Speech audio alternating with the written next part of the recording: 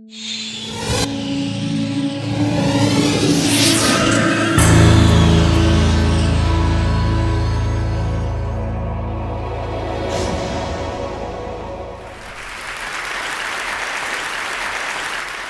Africa, we say God gave the white man a watch and gave a black man time.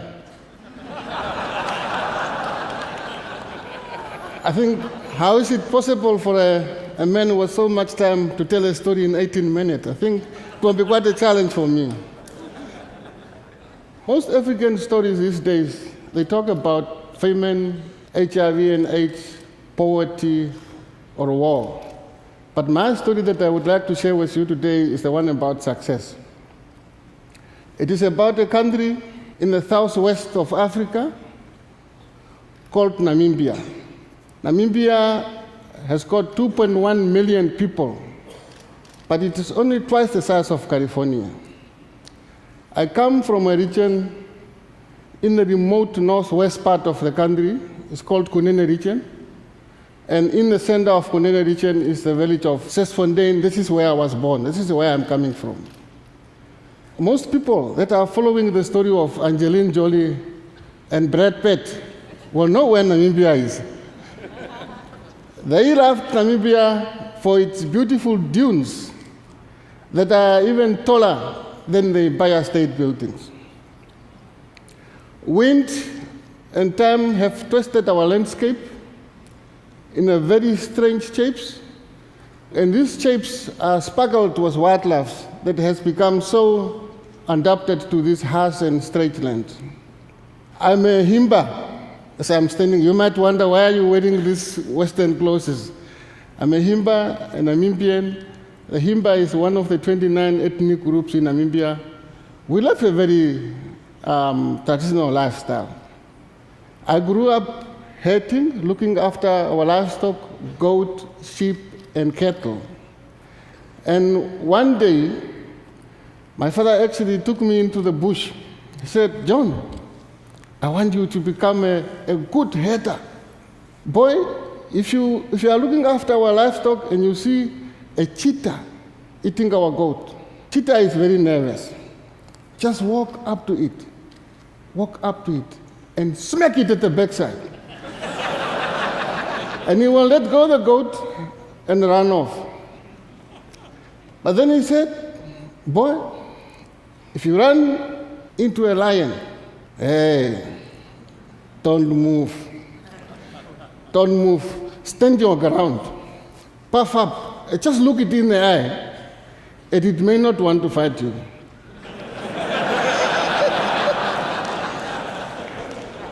But then he said, if you see a leopard, boy, you better run like hell. Imagine you run faster than those goats you are looking after. In this way, I actually started to learn about nature. In addition of being an ordinary Namibian, in addition of being a Himba, I'm also a trained conservationist. And it is very important, if you are in this field, to know what to confront and what to run from. I was born in 1971. We left under apartheid regime. The whites could farm, graze, and hunt as they wish, but we black, we were not regarded as responsible to look up to use wildlife. Whenever we tried to hunt, we were called poachers, and as a result, we were fined and locked up in jail. Between 1966 and 1990, the US and Soviet interest fought for control over my country. And you know, during war times, there are militaries, armies that are moving around. And the army hunted for valuable rhino horns and tusks, and they could sell these things for anything between $5,000 a kilo. During the same year, almost every Himba had a rifle, because it was wartime. The British 303 rifle was just all over the whole country. Then, in the same time, around 1980, we had a very big droughts. It killed almost everything that was left. Our livestock was almost at the brink of extinction. Predators were hungry. I remember a night when a hungry leopard went into the house of one of our neighbor and took a sleeping child out of the bed. It's a very sad story. But even today, that memory is still in people's minds. They can pinpoint to the exact location where this all happened.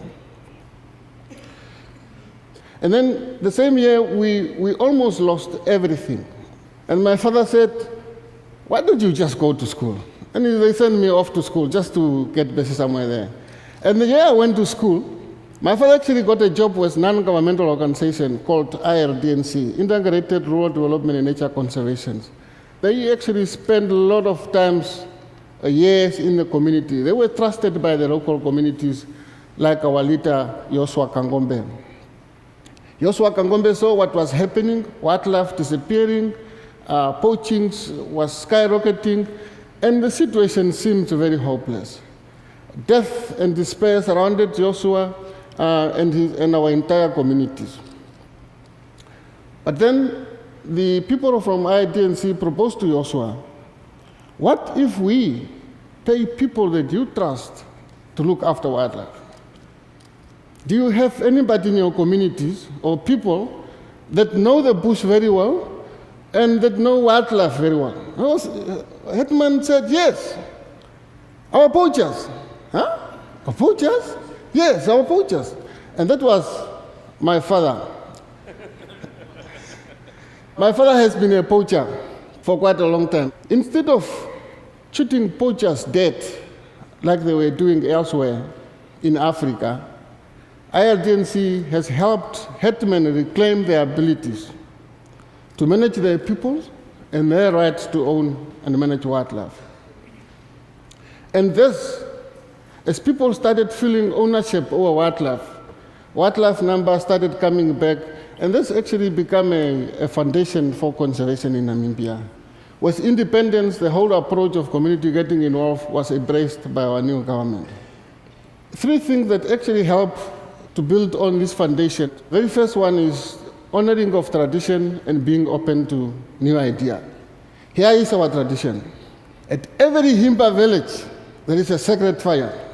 And at this sacred fire, the spirit of our ancestor speaks through the headmen and advise us where to get water, where to get grazings, and where to go and hunt.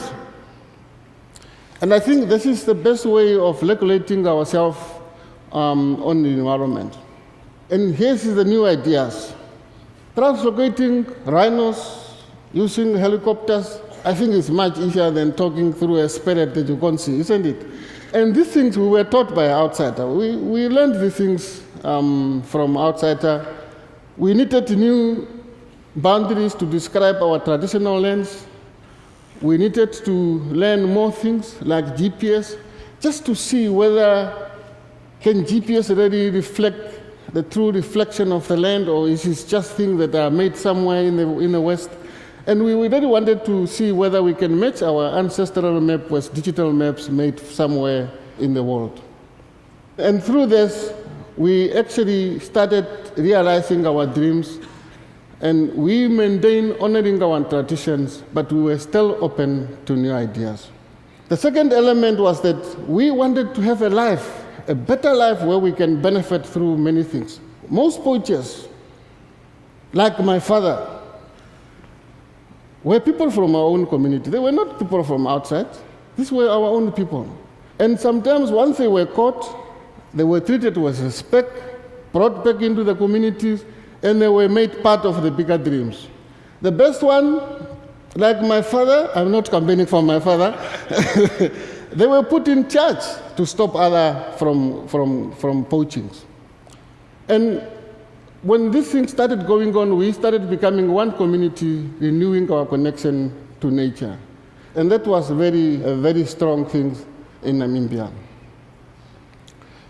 The last element that actually helped develop these things was the partnership. Our government has given legal status over our traditional lands. The other partners that we have got is business communities. Business community helped bring Namibia onto the world map, and they have also helped make wildlife a very valuable land uses like any other land uses such as agriculture. And most of my conservation colleagues today that you find in Namibia has been trained through the initiative or through the involvement of World Wildlife Fund in the most up-to-date conservation practices. They have also given funding for 2 decades to these whole programs. And so far, with the support of World Wildlife Fund, we've been able to scale up a very small programs to a national programs today. Namibia or Sesfontein was no more an isolated village somewhere hidden away in Namibia. We realized that we are now part of the global village.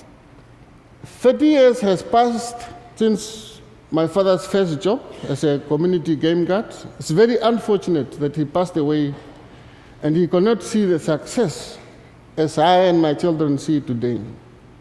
When I finished school in 1995, there were only 20 lions in the entire Northwest in our area. But today, there are more than 130 lions.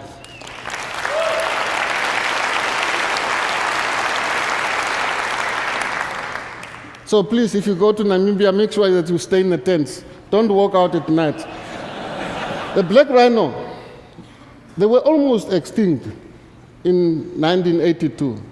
But today, Kunene has the largest concentration of black rhino, free roaming black rhinos in the world. This is outside protected area. The leopard, they are now in big numbers, but they are now far away from our village because their natural prey has multiplied, like zebras, springboks, and everything. They stay a little bit far away because all these other things have multiplied from less than 1,000 to tens of thousands of animals. And what started as a very small community rangers getting community involved has now grown into something that we call conservancies. Conservancies are legally instituted institution by government, and this is run by the communities themselves for their benefit. Today we have got 60 conservancies that manage and protect over 13 million hectares of land in Namibia. We have already reshaped conservation in the entire country, and nowhere else in the world has community adopted conservation at that scale.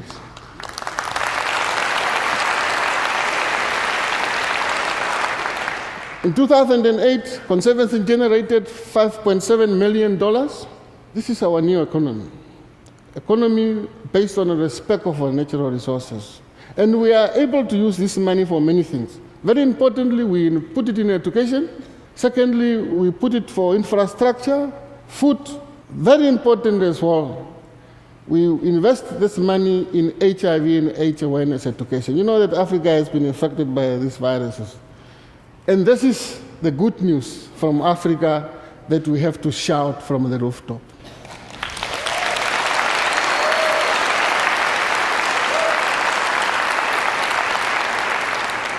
And now, what the world really needs is for you to help me, Ted, to help me and our partners take some of what we have learned in Namibia to other places with similar problems. Places like Mongolia, or even in your own backyards, the northern Great Plains, where buffaloes and other animals have suffered, and many communities are in decline. I like that one. Namibia serving as a model to Africa, and Africa serving as a model to United States.